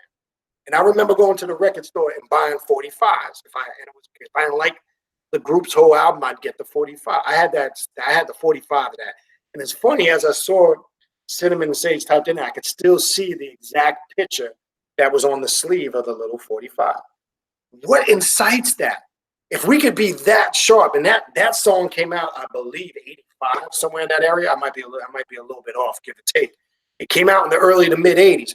What makes us have the ability to just, where the mind is sharp, when the mind is focused on something it likes, and it's concentrated, boom, it just bam, bam. And we could probably do this all night, especially when it comes to music. Why? Well, here's part of the answer to the question. The universe is kept together. The glue of the universe is harmonics and rhythm. Music is the foundation or the glue that keeps things intact. We all heard of a thing called tachyon frequency or tachyon energy, right? Music, harmony, rhythm, this is what keeps things unified, together, working. And the reason why it resonates with us, when that harmony vibrates and resonates within us via music, it incites and sharpens our awareness, our knowledge, and our wisdom. Now take that shit and apply it to other areas of your work, okay? Because what we're talking about here, don't negate it. There is some, you can take this, and there's some deep science in this shit, right? Anyway. Noble Observer. Yeah, it's all entangled time and space. John True, bunch of confused astrophysicists. Yeah, and now remember, we're reading some shit that they were talking about back in the 30s. Keep that in mind when you're reading that article, which you will see if you pull it up. So this shit, they were talking about this shit back in the 30s. But yet, look at the level that they were on back then. And we still got us amongst each other where we're arguing over the Bible, if Abraham is real or not. If Moses was here, if Jesus was a black man, who gives a shit? Now do you see why I say with all the knowledge and the work we need to do on ourselves, you think I'm going to waste my time arguing with some religious fanatic? Not me. Not me. Now, 15, 20 years ago when I was young and fiery, yes, I would literally go look for people to start debates with. I'm not going to lie. I remember going looking for Jehovah's Witnesses. I'd look for the Mormons on a bicycle back in the day. And I remember, I think it was 94, 95. They were actually riding around in the Bronx. Obviously, they safe with a Latino. It was two white guys. And man, they stumbled across our table. I'll never forget that. We left them boys left that table crying, literally crying in tears. But that was for that time. Back then, I would look for it. I would actually feed off of that energy. I would look to go tear somebody apart, literally. Couldn't wait to find somebody to rip them apart. The very fabric of their existence, mentally, emotionally, spiritually, and then it would affect them physically. They get so angry and they want to retaliate. I was the master at doing that shit. I could still do it today if I wanted, but I don't bother with that. Because now as I'm older in my later years, unless you're stupid and you want to go that route, that's another story. But now, I don't even bother. Because there's just bigger fish to fry. There's greater things to do, bigger things to accomplish. I just wouldn't even sit and waste my time getting into that nonsense. All right.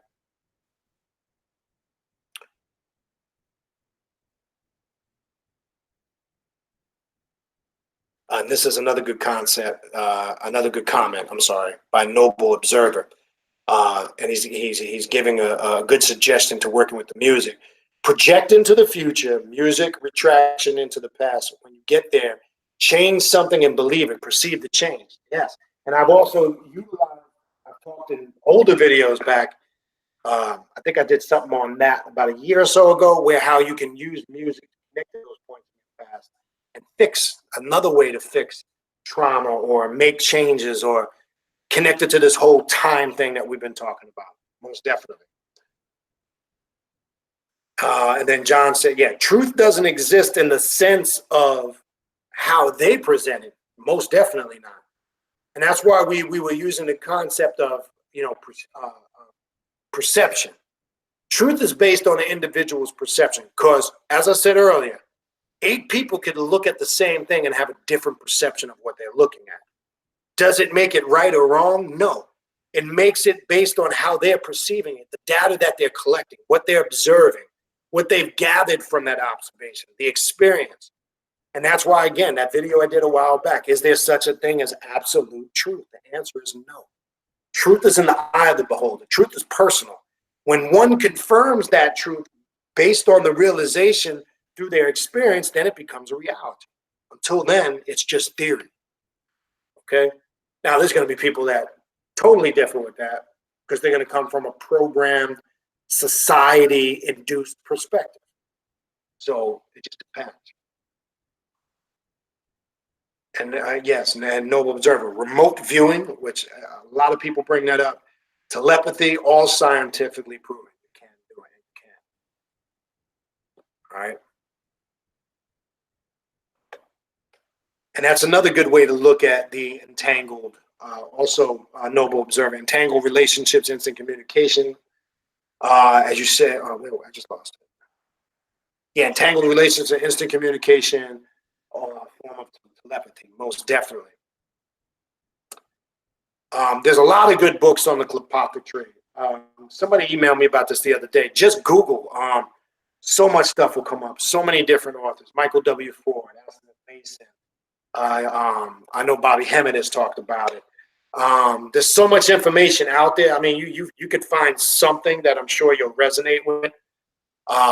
All are, as far as the essence of what the Qliphothic tree represents, you will see a similarity. But I think the unique thing is not just with the Qliphothic tree, whatever you're studying, whatever topic you're analyzing, you should get a couple of different viewpoints from a couple of different authors. You should never just take one author's perspective on it. You're limiting yourself. You heard when we had Richard K. Page on the show, he even said that being a Luciferian and writing books on Luciferianism, he even made it clear. He said, look, don't just read my books. You should, whatever topic or system you're studying and trying to really master and make it your own, you should definitely take a couple of different viewpoints and perspectives. You should never just take one or two. And then your goal as a master and a god or a goddess, you extract from that information what you feel resonates with you, what you feel you can utilize. This is how you lay out, create your own path to self-mastery. That's the freedom and sovereignty we have on this path. Whereas other paths, you can't do that because there's a structure, there's a foundation, there's parameters, which is a form of time, in essence, that governs that. So you have to follow the do's and don'ts. On this path, you don't. There is no do's, there is no don'ts. The only parameters and restrictions that are set are the ones that you make for yourself. That's it. That's entirely, that's entirely up to you. So that's the way you approach this, okay? And that's the beauty of this path, all right? What else we got? Yes, R. Smith. You probably heard me say it already because I saw this was typed in earlier. Yes, I do 3 full online sessions a year of classes, and some individual ones in between. The next one, as I said, is getting ready to start in 11 days, the summer session. The one after that will probably start right before the holidays. But the upcoming one's going to begin July 20th. That starts, and they're every Saturday. And they run about 3.5 to 4 hours with a full mapped out curriculum. It involves interaction with everybody in the class. We do experiments, we do rituals. There's a question and answer format. We all interact with each other. We actually do, using the media platform in private, there are exercises, visualizations, and rituals we will actually do live as a group. All that is included in the classes. For those that took the class, the individual class I did 2 weeks ago on demonic integration, you got a little taste of what a full online session is like. That's kind of a small sample size of it. So yes, anybody wants to sign up for that. You do not need to be at a certain level. It doesn't matter if you're an experienced left-hand path occultist, that's fine. If you're kind of new to it or brand spanking new, that's fine. There is no people will email me, do I need to be at a certain level? No, we don't deal with that shit. Everybody's welcome. Everybody has the same capabilities and powers. There's no hierarchy, no structure. There is no I'm high priest this, magus this, epissimist this. That's all man-made bullshit. Everybody has the ability to get to whatever level they want to get. All right. Yes, and Raven's correct. The female archetypes I found, such as Sekhmet, and I did the Devourer of Blood. Go watch that video. In my opinion, and I love Kali, I love Lilith to death. But the most violent, the most intense, the best way I can describe it is I don't give a fuck is Sekhmet. There's no in between with Sekhmet, and I found Sekhmet, Lilith, Kali. They tend to be, if you're looking to bring about transition and change and to fix shit about yourself, I've always said road clearing archetypes like that are a good place to do shadow work after you through your shadow work what needs to be corrected, all right, by doing some of the aforementioned things that we talked about. But I've always found them to be very, very intense and good results from working with them. Brother Jack, peace. I did get your text, brother. And I want to commend Brother Jack, who set some goals and got to his goals fairly quick. And I want to commend him for that. He had a vision, and he saw the first part of his vision, which is to own his own truck fleet. And he purchased his first truck the other day. Said he was going to get his CDL. He did it. He started working for a company. He did it. He became a trainer. He did it. This is all within a year's period of time. I mean, I go way back with the brother. I know what he's been through. Now the brother is in the process of starting his own fleets. And I want to put that out there because to me, that's a tremendous achievement. All right. And that's part of what this path is about. It's about being, I tell you guys all the time, I work within the 5 P's of the left-hand path. Mastering myself spiritually, mentally, emotionally, physically, and financially. Okay, don't negate the finance, though it's at the bottom. The others should come first. But I've seen the struggle. I've seen the road. The brother just went and got a house. I've seen the road, so I know the journey. A lot of you may not know the journey, so you can't really resonate with it like I can. And it makes me feel good to watch somebody from where they came to where they're at now. And it just shows me anybody can do whatever the fuck they really want to do. I know we hear this as a cliche. If you put your mind to it, you can do it. And I'm sure we all have stories like that to an extent, on some level. And it's a beautiful thing when you can see it in others, not just look. I can reflect back on my story and where I can, and I'm grateful for where I'm at now. But it's more, I love watching somebody else come out of, per se, the muck and the mire and get results. So I did get your text, brother. I know you've been busy. All right, what else we got? John, I don't really know why some Satanists. I guess it depends on the system that they practice and how they approach it. I haven't really run into too many with that mindset. I've found more so the ones that do. The few I have, they seem to be more of your mainstream Euro Satan, modern day Satanist. I found that just in my experience. But again, I have not really dealt with a wide amount of those people that have that perspective. So I really couldn't answer that question. I don't. When you look at the beings and the archetypes that work within the Qliphothic realm, I couldn't see how anybody see it's blasphemy. Because in all of these occult left-hand paths, we all acknowledge the adversary, which is the Qliphothic tree. We all acknowledge on some level the archetype of Lilith, right? We all acknowledge Belial and all these other deities that work in the demonic realm, the demonic mode of the Qliphothic tree. So I don't know how one could, and if I've always asked questions like, when you say blasphemy, what do you mean? Blasphemy is something that's synonymous with a religious mindset. So I guess they mean blasphemy and against what they think Satanism or left-hand path or whatever practice should be. But I don't really look at it like that. Why do those that do, I really couldn't answer that. I guess when you run into those type of people, you have to get their take on it. All right. Right. The comment I was making earlier to R. Smith. Yeah, so the term walk in the sun as though it seems it's you. So that term, yeah, you can liken it to that. And I was talking about earlier, if you came on late, for those that have traveled, if you're a master mason and then you made the journey, you crossed the hot desert and walked through the shrine. We used to have a saying in the shrine that they still use in certain shrines that, keep pace with the sun. Make sure you keep pace and walk with the sun. If the sun gets in front of you, it'll burn you up and devour you. It was a symbolic term meaning, keep things in harmony, keep things in order, be on your game, be on your square, master the knowledge, etc. Any term you want to liken it to that connects with that. But it was saying that you're off your square or you're off your axis when the sun gets in front of you. Because the sun was symbolically, represents the life force, represents creation, God, to an extent, the creator. So that's what it means. You must keep pace with the sun.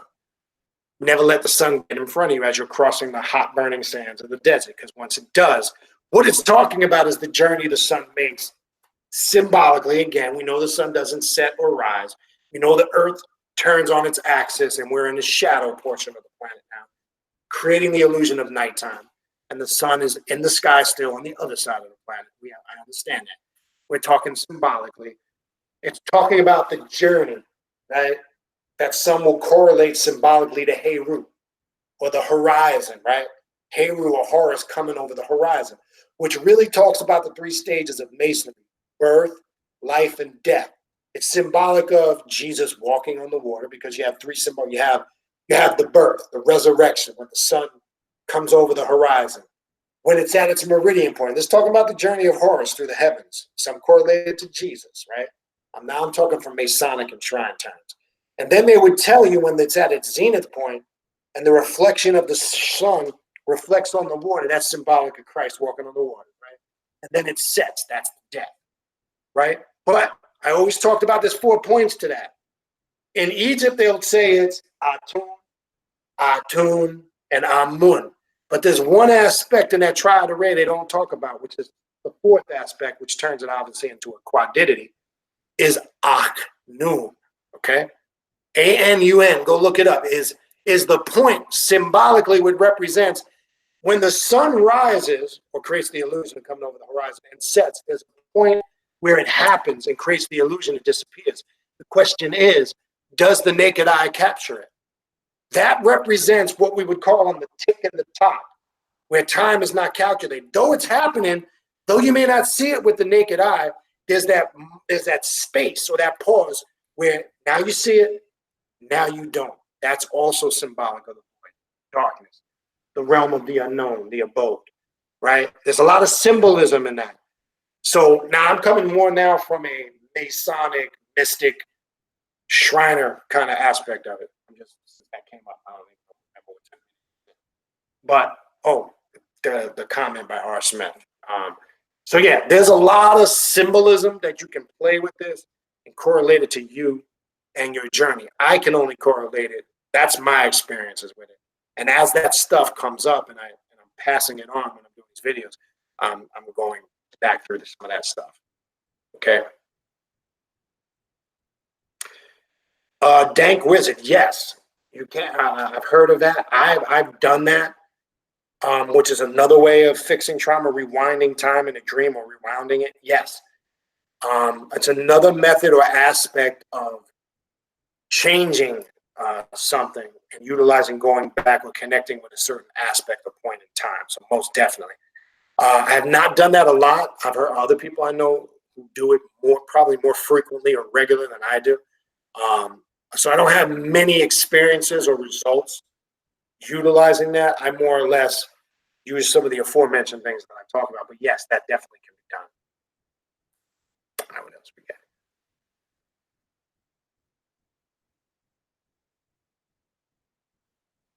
got? Okay. Yo, Jack is stupid. He said he wants to see Marvin and Raven levitate. I believe it's Kaya and Bat Tisby. More videos on the theories of magic. I definitely would consider that. There is some, if you go into some of there are scattered about. I do get in specific systems, but I'll focus more on some of the theories. I definitely appreciate the feedback. All right, what else we got? Good comment by Jack. Sometimes the newfound awareness will lead you one's own greatest achievement and victories. Yes, it will. It most definitely will, because it might uncover some fucked up shit at first, and you might go through some bullshit. But Jack is absolutely correct. It will lead to great triumph, successes, and victory. Diosa Tainita. Oh, sorry, my God. Diosa Taina. I don't know when you sent the email. If you just recently sent it, I haven't checked my email in the last several hours. Now, if you're talking about you sent me an email, not today, it's possible I didn't get it. If you just sent it in the last couple hours, it's probably there. I haven't checked my email probably since earlier this afternoon. I plan on doing that a little later. So if you did send it at some point today, I'll get it. But if you said claiming you sent the email yesterday, the day before, I definitely didn't get it. You might want to resend it. All right, and that can occasionally happen. Okay. Jack also says instincts, intuition, equal hidden knowledge, which give you true power. Once you have that, then you become king or queen of oneself, majestic in the flesh. I like that term, majestic. That's self-explanatory. I don't even think I need to touch on that. Peace, brother Matthew Watson. Yeah, the mushroom rap. Yeah, modern day shit. Yeah, the trap music. Look, I'm not knocking. Because look, I'm not going to hate on the new generation. I'll be honest. I'll be brutally honest about the music. I don't like it, but I get it because I know back then when we were coming up, I remember our elders were on us. What's that shit you're listening to? They probably looked at the way we're looking at the new shit. Maybe not, because it's new shit to me, man. It's on a whole other level. I mean, the mumble rap, I just don't get it. The no talent, the no lyrical skills. Every beat sounds the same. Every verse sounds the same. Every video is the same shit. Somebody showing their grill, throwing money in the air, slapping hoes on asses, drinking Cristal. There's no originality in none of it. Everybody's a thug. Everybody's the biggest drug deal on the planet. There's the club scene. Some dude walking with a suitcase of money. Then there's all the slow motion shots, lighting up cigars. It's like, come on. I mean, I basically just ran through every rap video that's come out in the last 10 years. You know, it's a joke. Yeah, old school jazz. Yeah, I do like some old Coltrane, obviously classic. A good jazz infused hip hop album. He put out two, maybe there might have been 3 volumes of it. Guru's Jazzmatazz. He took a lot of those old jazz artists, and it's a very crisp sound when you infuse jazz with hip hop. But I've always liked a good old school jazz. Abstract jazz can be a little bit intense. They call it abstract jazz. It kind of can be all over the place. But I do like some of that old school stuff too. Oh yeah. We all had the best mixtapes back then. Yeah, man. And then I remember if you were to capture some shit on Mr. Magic's Rap Attack or DJ Red Alert or Molly Mall, oh yeah, man, you was the shit. You was the shit. And then there was a period in there, I know growing up in New York, then you had doo-wop and you had all these cats that came out. Then the real mixtape king started coming out. And that was big in the 90s. Yeah, we started making them ourselves right off our tape deck by just capturing shit right off the radio. And I remember that.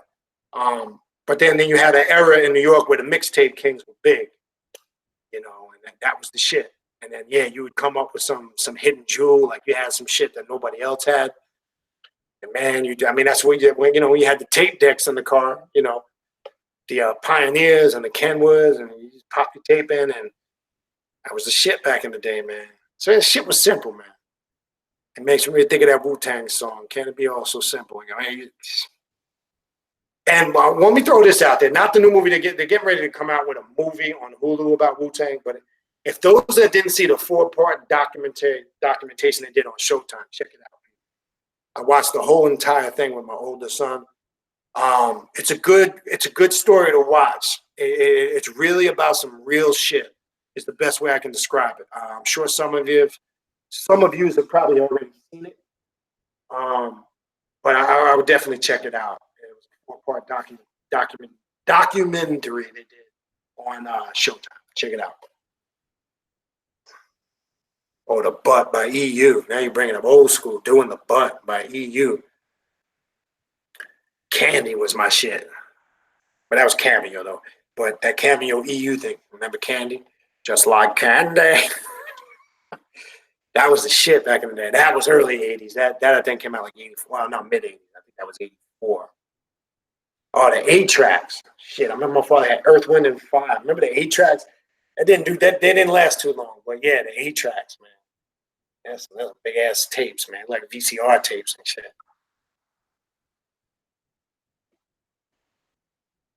Yeah, I like to use for meditations and ritualistic work. I love using dark ambient music. I find that what's his name? Atrium Cicerelli. He's affiliated with that whole cryo chamber clique. He puts out some banging shit. I use a lot of his music in my work and my meditations.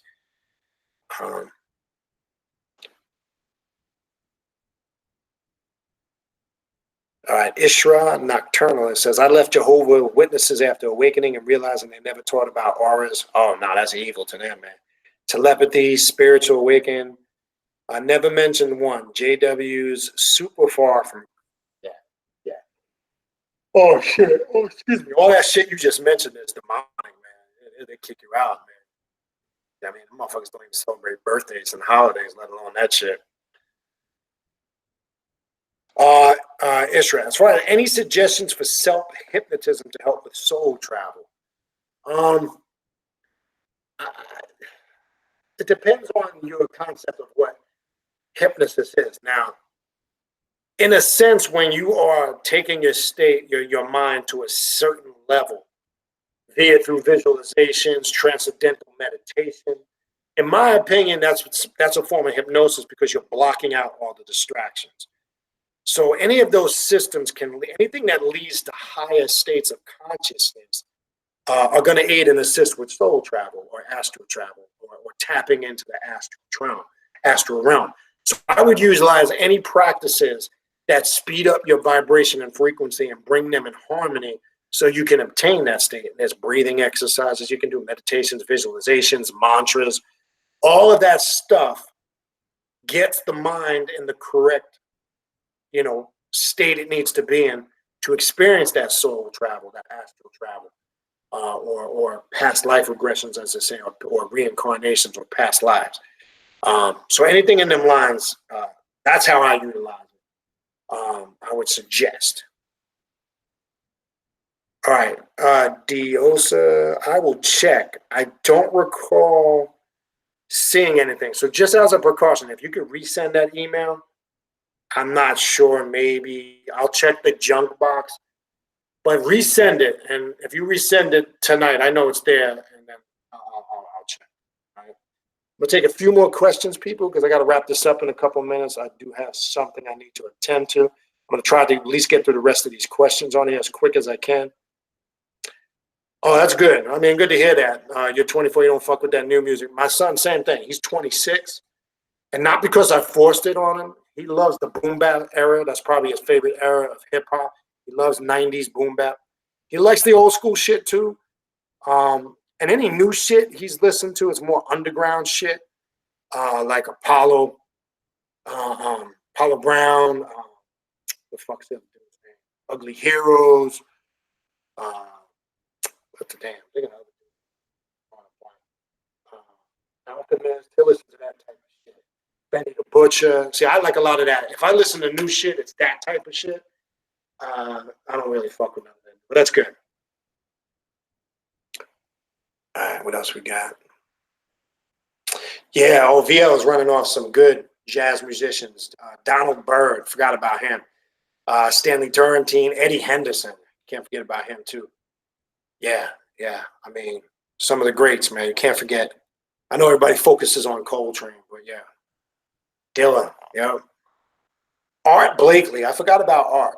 Art Blakely, I totally forgot about him. My father was more so into jazz. I didn't incorporate too much from it, but my father listened to a lot of jazz, R&B, and a lot of doo-wop. He actually was a doo-wop singer, believe it or not. So he was a big doo-wop head. Doo-wop was like like how we would consider it was like kind of like a form of hip hop. Really, it was at that time. It was a different genre of music that incorporated everything. If you listen to a lot of doo-wop music, you will hear soul, rhythm, blues, rock. It was a genre of music, that incorporated all of those things. So that was a big thing. I grew up listening to a lot of that in the house. My father would listen to that all the time. All right. I think that's it. All right. So that looks like it's it, people. I don't want to stay on too much longer. I do got some things to do. So I'm not going to open the phone lines tonight. A couple quick announcements, upcoming guests. I did speak to Father Sebastian Saturday. Father Sebastian, as you know, wrote Vampire Magic, Vampire Psychonomicon. We've had him on the show before in the past. He hasn't been on in a while. He is in France right now, traveling. He will be back in the States July 22nd. So we are going to set something up when he gets back. So I'm looking to get him on the show early August. So I just want to put that out there. We'll have Father Sebastian back. Bokor Rodney Coleman, I'm about to reach out to him and get him back.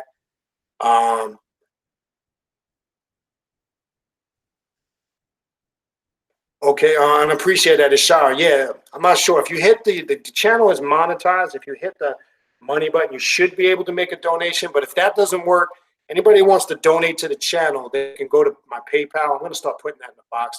Just type in my email address. You're seeing it in the description box. It's canoon19@gmail.com. You can utilize that to send a PayPal. I keep forgetting to put that in the description box. I'm going to do that. Start doing that. But yeah, you can, if I'm not sure, I know some people have said before they've had that problem, some don't. You should be able to use the money symbol in the bottom of the chat if you want to make a donation. I appreciate it. Or go to the PayPal and just use the canoon19@gmail.com address. But again, Father Sebastian will be coming on in early August. I'm going to reach out to Bokor Rodney Coleman, set a date with him. I did speak to Bal Cadman the other day. He's going to check his schedule, get back to me ASAP, and give me a date when he can come back on soon. And I'm going to reach out to Richard Page and Dr. Bynum again. I usually let a month or so go by and try to get these guys on regularly because I feel they're pretty in line with a lot of the information we talk about. So they'll be coming back on. I'm just confirming some dates with them. I'll have more information on that. And I'll be back on Thursday evening. So again, for any information, readings, consultations, online classes, events, feel free to shoot me an email, khnum19@gmail.com. I appreciate everybody that supports the channel. I appreciate everybody that takes classes, the whole nine. Much appreciated. You guys have a good evening, and we'll see everybody on Thursday. Peace.